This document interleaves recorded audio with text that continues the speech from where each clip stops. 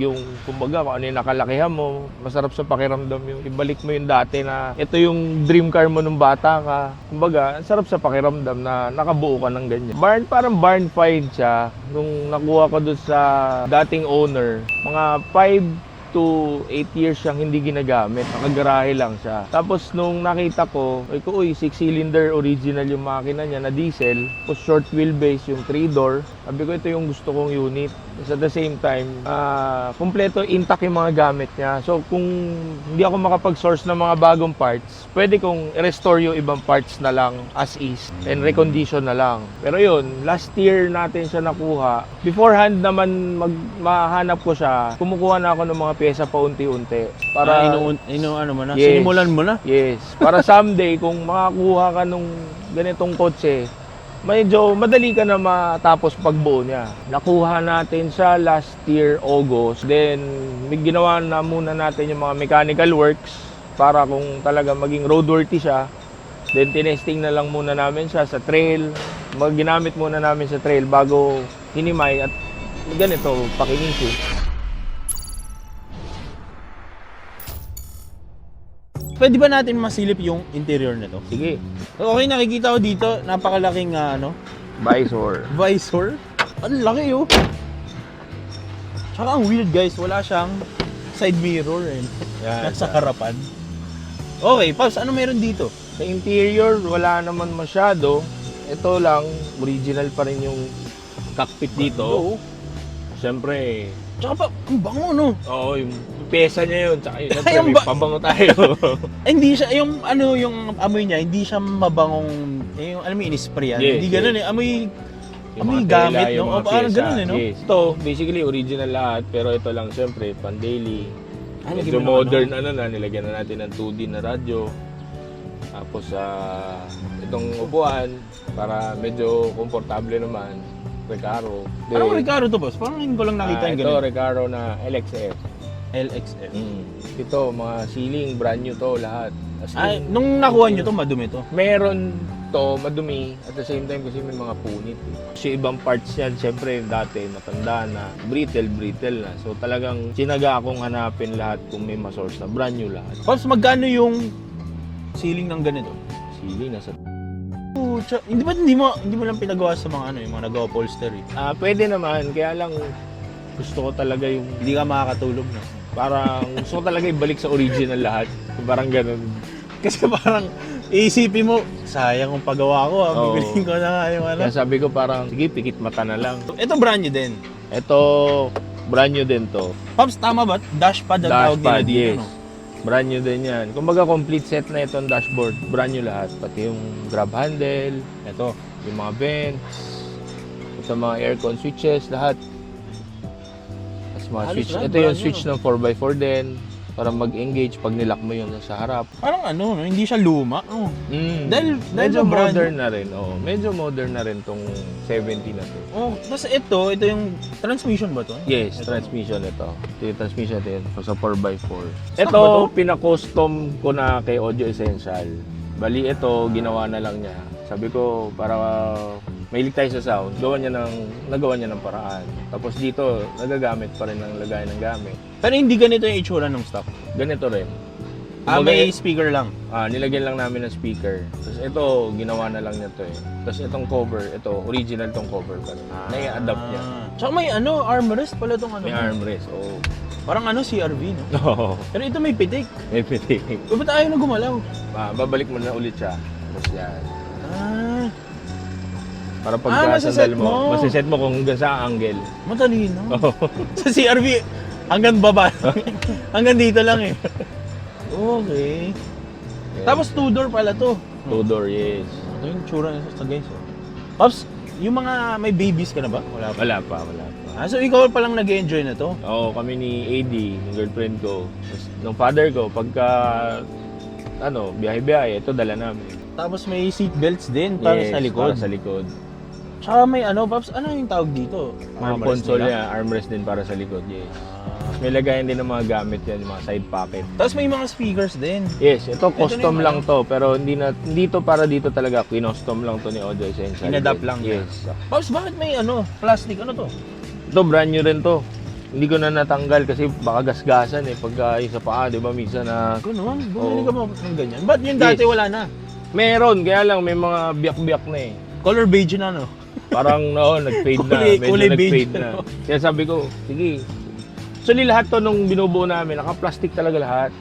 Kaya lang nung plano nga isali sa show, parang sabi namin, dungis tignan. Nang naka-plastic. Oo, tinanggal na namin. Lahat yan nakabalot. Pati dashpad, yung grab handle. Nung binili mo yung mga pyesa nito, mas ano yun? Bultuhan o ano? Paisa-isa din. Pero sabay-sabay siya. Para sabi ko, pag nagbuo, tuloy-tuloy. Hindi siya yung paputol-putol. Kasi mahirap pagka nakulangan ka ng pyesa, lalo na yung importante. Baka matenga yung kotse, sayang lang. Ano, Paps, yung nahirapan ka hanapin dito sa kotse na? Siguro yung mga maliliit na pyesa. Like itong ceiling, itong dashpad. Tapos yung mga maliliit na pyesa Ito, sa parang makina. brand new din to, Yes, oh. brand new din. Oh. Ang kintab eh, no? Mm. Hindi color yellow. Oo, di kumupas. Tsaka yung ano, guys, tignan nyo yung gilid. Dito nyo malalaman eh, no? Mm. Ito yung kumbaga singit ng kotse. Ito yun, eh, no? Ang linis, eh, no? Tingnan mo tong angle na to, boy. Paps, minsan ba sa umaga nagkakape ka lang, gano'n? Ganun ba yung mga trip mo din? Kakape lang Sorry, sa di ako umaga. nagkakape. Pero na-appreciate ko siya. Basta tignan ko lang sa okay na ako. Ganda kasi, oh. Therapy. Mahirap yun, no? Ano yung mga advice mo para sa mga ano? Gusto kumuha ng Land Cruiser din. Land Cruiser, siguro, una-una dapat ready ka na Sabihin mo, mo lang lalo na- na kung luma yung bibili nyo, may gagawin at gagawin pa rin. Pero maganda siguro ready kayo na gawin na lang ng isang beses na tama. Hindi na bali medyo gumastos kahit konti. Pag-ipunan na lang muna. At least, hindi na paulit-ulit ng gawa. Hindi parang ma-enjoy mo siya ng maigi. Hindi yung maiinis ka na mawawalan ka na ng gana sa kanya. Patigil-tigil. Oo. Magbubuo ako, 1 million. Actually, depende sa gusto mong build. Kung talagang ibabalik mo siya sa original lahat na brand new condition, aabutin meron. Pero kung yung Lalagpas si paggamit-gamit Phil ko, na eh. intact siya, Kaya mo pa sabihin eh. hindi. Wag dito. So kulang yung 1M kapag bumuo ka ng ganyang kalinis. Meron din. Oh. Kumbaga, iniipon lang din. Tinulungan din tayo ng mga ibang kaibigan natin sa pagbuo. Kumbaga, yan nabuo natin na maayos din siya. Ano yung mga madalas ba sirain sa mga Land Cruiser? Kung meron man. Kung meron man, siguro, wala, basic maintenance lang, basic wear and tear ng mga moving parts, yun lang naman, tingin ko, basta inalagaan mo siya na maayos. Kasi di naman porket Land Cruiser, alam mo matibay, wawalang hiyain mo na siya gamitin eh. Siyempre, kotse pa rin yan na nasa diskarte mo pa rin kung paano mo siya drive-in. Hindi naman yung porke, alam mo matibay, titirahin mo ng titirahin lagi, lahat, kaya na eh. No? Tama ba? Parang nakaceramic din yung ano. Yung ilalim, Ilalim. pero yung katawan hindi. Bakit yung ilalim? Eh kasi pagka natalsikan, nadumi yan, parang laglag din siya. Ang hirap maglinis eh. Paano man yumuyuko ka talaga? O may upuan ka Siyempre, dito. tas, pinapalinis ko na doon sa mga kaibigan natin dyan. Mahirap na yumuko. Papakita natin yung ilalim, guys. Mga retouch na lang. Tayo na lang nagre-retouch. Malinis hanggang ilalim, no? Oo. Tsaka ano, body color din. Yes. Ganda, malinis talaga, guys, no? Asan ang muffler nito? Ito bro. Ito na? Yan. Magandun. Tsaka parang maganda yung may mga colors yung mga ano. No? Original Molye, na no? kulay nyo yung ano niya, yung molye, blue talaga. Itong angle na to, boy. Oh. Fuck. Tsaka marami kang sneakers, Pops, yung mga Japan. Yan yung ito yung pinanggalingan na dealership niya dati sa Japan. Tapos yan yung capacity niya, load capacity niya. Mahal ng mga bawat yan, eh. No? Oo, Ayun ng mga isa lang sticker din. din. Oo. So ito, ano tong DLC? Ito, Personal touch lang yan. sa una, dito yung barkada namin, ano niyan dito. Pero nakuha nila yan sa Japan talaga nung araw pa, mga 90s yan. Parang Ganyang yung- style? Sa magazine yan eh. Mga 90s, the LC. Ilan na ang tinakbo nito? From nakuha mo? From nakuha natin, ang original mileage na 110,000. Bata! Yes. Tapos, from 24 volt, ginawa namin 12 volts lahat. So, pati gauge, nagpalit ako. Naka-source ako. Bakit gano'n? Hindi Ba't kasi pinalitan? pwede yung 24 volts na gauge sa 12 volts Hindi siya gagana. Kaya pati mga bulb lahat, pinalitan din namin lahat into 12 volts. daming nangyari, no? Maraming pinalitan. Parang kung ako sumuko na. Kasi as high yung mga starter, alternator, lahat ng bumbilya paikot, palit talaga lang. Itong pintura na to, guys, oh. Yung unang kita ko kasi dito, guys. Pintura agad nakita ko, yo. Tapos tingin mo to. Yeah. Kapit ka dito, oh. Ako alam mo salamin Pwede eh. magsalamin. Hindi pa siya black, ah. Oo. Sa black minsan madala, Yeah. easy sa black to, yo. Yun Pero nga sa gray? sinasabi nila, ang hirap pakintab Ano ng silver or gray. Silver or Oo. gray. Tsaka ito parang medyo may blue. Yes, may silver. pearl siya, may May pearl, pearl, no? yes. Pag nailawan siya, paggabi or tanghali, nagpa-purple siya. Okay, so testing natin i-drive, Pops. Tara. Bago natin ituloy ang ating video, gusto ko muna i-announce sa inyo na favorite nating betting site, which is si 1xBet, is meron na silang application sa inyong Android and sa inyong iPhone. Meron na sila sa App Store and sa inyong Play Store para sa inyong mga phone. Kasi dati guys, website lang sila nag-ooperate. Ngayon, may sarili silang application sa phone. Tsaka maganda rito, dahil syempre meron na silang App Store, meron na silang mismong application sa phone, makakapag-deposit na kayo using your GCash account. So, syempre, sa time natin ngayon, lahat na tayo meron GCash. So, mas pinadali ng 1xBet yung pagbebet natin sa mga laro. So, paano nga ba download yung 1xBet guys? So, syempre, search mo lang sa App Store or sa Play Store mo, 1xBet, tapos lalabas na yun. Ang maganda dito sa 1xBet, kapag new player ka pa lang, pwede mo gamitin yung promo code natin na Rich Potato. Lagi mo lang mamaya, papakita ko sa inyo kung paano gumagana. And again guys, $100 to, hindi to 100 pesos lang, dollars ang pinag-uusapan natin. Click nyo lang yung link nasa baba, comment section down below or nasa description, tapos mapupunta kayo sa page na to. So tara! So napakadali lang mag-register dito, guys. Siyempre, click nyo lang yung green sa taas, register. Tapos sa code dito may lalagay yung phone number mo. Ito rin yung gagamitin mo pang login mo. Tapos dito nyo magagamit yung Rich Potato na code. Siyempre, $100 yan, guys, na bonus. Di yan pesos, dollars yan. So napakadali lang mag-register, makakapag-bet ka na agad. So siyempre, kailangan mo maglagay muna ng pera para makapag-bet ka dito sa betting site. Kaya nga siya betting site, diba? So maganda sa betting site na to, sobrang daming laro. Siyempre, meron ditong football kung fan ka ni Messi o ni Ronaldo. Tennis, meron din. At siyempre, yung paborito ng Pinoy, hindi mawawala talaga dyan yung basketball. Pwede ka tumaya dito, NBA, PBA, at kung ano-anong liga pa. Yun ang maganda dito sa 1xBet, sobrang daming varieties ng mga laro. Sobrang user-friendly ng app na to, so hindi ka talaga malilito, hindi ka maliligaw. Subukan nyo na tong 1xBet, wala namang masama sa pag nagtatry. Alay mo, kayo na yung susunod na swerte. May tunog! Oo. Para naiwan mo yung susi. Like yung sa mga modelo na. Kasi ito medyo modelo naman na siya. 1997. Pero yung 70 series, nag-start siya 1984-85. Yung ganitong itsura. Yung ganitong itsura, ganitong body. Pero ang makina niya, yung 4-cylinder na 3B or 13BT. So ito yung mga medyo mid na to, mid hanggang modelo. Ganito yung gamit na makina. Medyo improved na pala to, no? Yes, so kumbaga masarap na siya gamitin pang araw-araw. Testingin natin. Startup, anong tunog? Truck. Parang truck eh. Truck, oo. Truck. Okay. Pops, pasakay. Sige. Ito yung aircon. Basic. Ano? O, tingnan mo yung sidings na ito, guys, oh. Siding siya, original pa rin. Pero yung mga parts niya, yun, binago na. Nilagay na Kasi lang. wala na tayong makuha nung sidings na reproduce na ulit. Na ganyan tela yung fabric niya. Tsaka ano, guys, no? Hanggang dito, nakikita ko yung pintura nung tingnan mo ito. Top. Yung kintab, oh. Courtesy, Paano na? courtesy of Dr. G's Car Clinic yan. Paano umabot sa loob yung Imas GP yan. Okay. Ang bango, no? Ano to? Marine squash? Pink shower. Pink shower, no? Mabangan talaga pink shower. May no? Bagong ligo, no? Ayun, Maganda. yan lang din siya. Ito nilalagyan ko lang ng cover kasi para hindi mabutbut.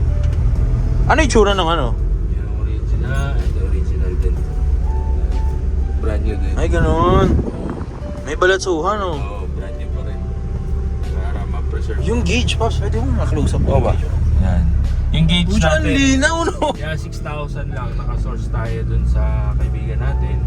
6K lang? 6,000 yung mileage. Almost brand new yung mileage na nakuha natin para sa 12 volts. Ito yung POV, guys, pag nakasakay kayo dito. Parang weird, Pops, no? Ang laki masyado nung side mirror o talaga. Hindi naman. Okay naman siya tignan. Nasanay ako sa sedan, eh. Oo. Ito maganda lang dito sa ganito. Ang gusto natin kasi sa ganyan. Ano lang siya. Kumbaga mata na lang yung gagalaw sa'yo. Oo nga, no? Hindi ka na like yan, babaking tayo. Mata lang gagalaw, hindi nalilingon-lingon dun sa akin. Sa bagay kasi masakit sa leg eh, no? Oo. Yung iba pa naman paatras mag-drive. Wala namang gano'n. Pero ano guys, pag nakasakay kayo dito, wala yung mga rattling sounds, maalog yung mga radyo, no? Pati body mounts, brand new. Lahat ng mga bolts and nuts ng body mount, brand new. Kasi lahat. Walang- Kung ano yung makukuha natin na brand new nung binuo, brand new.